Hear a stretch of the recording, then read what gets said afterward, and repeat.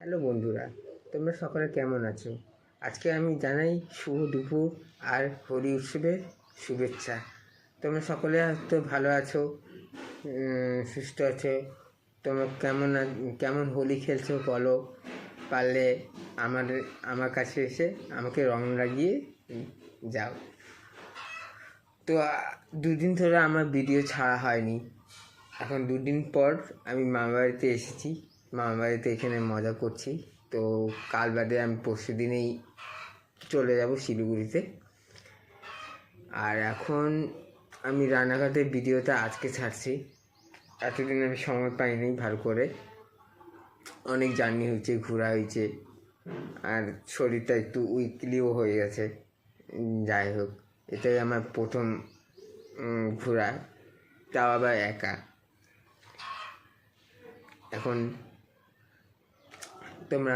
আমি এই এপিসোডটা শুরু করছি, তোমরা দেখতে থাকো। ভালো লাগলে লাইক, সাবস্ক্রাইব আর কমেন্ট করবেন। মেদিনীপুরে খিরাইতে যেমন ফুলের চাষ হয়, ওখানে ফুলের জন্যই যেরকম বিখ্যাত, সেরকম আমি এই রানাঘাটের ধনতলায় এসেছি। আর এখানে আপনারা ফুলের চাষ দেখুন, সারি সারি শুধু গাঁদা। আর ওইদিকে তো আরও ফুল রয়েছে। এখন দেখি যদি ওইদিকে যেতে পারি তাহলে আপনাদেরকে দেখাবো।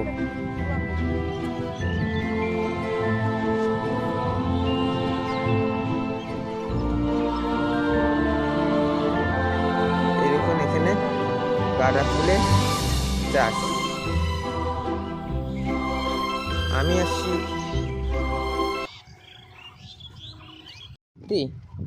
আমি এই ফুলের বাগান দেখে আমি মুগ্ধ হয়ে গেছি।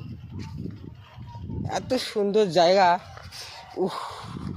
আমার তো এখানে হারিয়ে যেতে মন চায়। আর কি লাগে, এই দেখুন,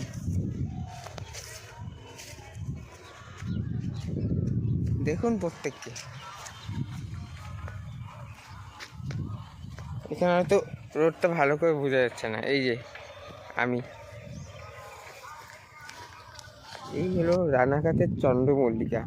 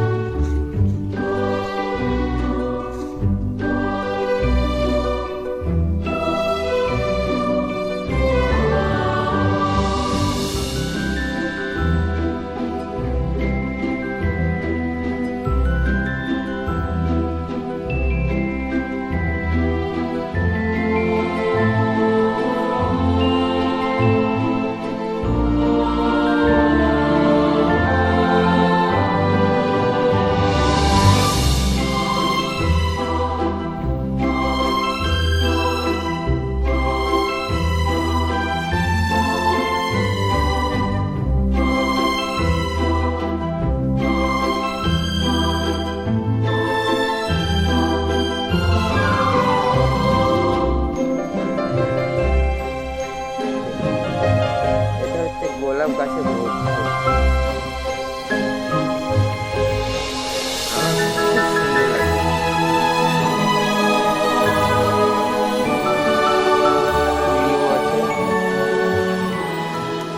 গোলাপ গাছের কাঁটা হাতে রাখলে, গোলাপ ফুল তুলতে গেলে হাতে লাগে কাঁটা, বন্ধুর কথা মনে পড়লে বুকে লাগে ব্যথা। লাইনটা কেমন লাগলো?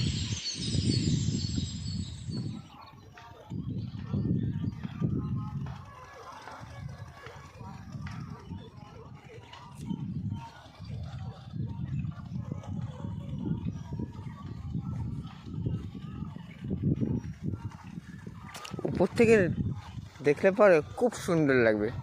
যদি আমার কাছে ড্রোন ক্যামেরা থাকতো আমি আপনাদেরকে উপর থেকে দেখাইতাম। বন্ধুরা, এখন আমি চললাম অভিষেকের বাড়িতে, কেননা এখানে দেরি করলে হবে না। আর চটজলদি আমার চ্যানেলটাকে প্রত্যেককে সাবস্ক্রাইব করো, কমেন্ট করো। আমি তোমাদের জন্য আরও নতুন কিছু ভিডিও পাঠাবো। আর তাহলে পরবর্তীকালে আবার দেখা হচ্ছে। বাই।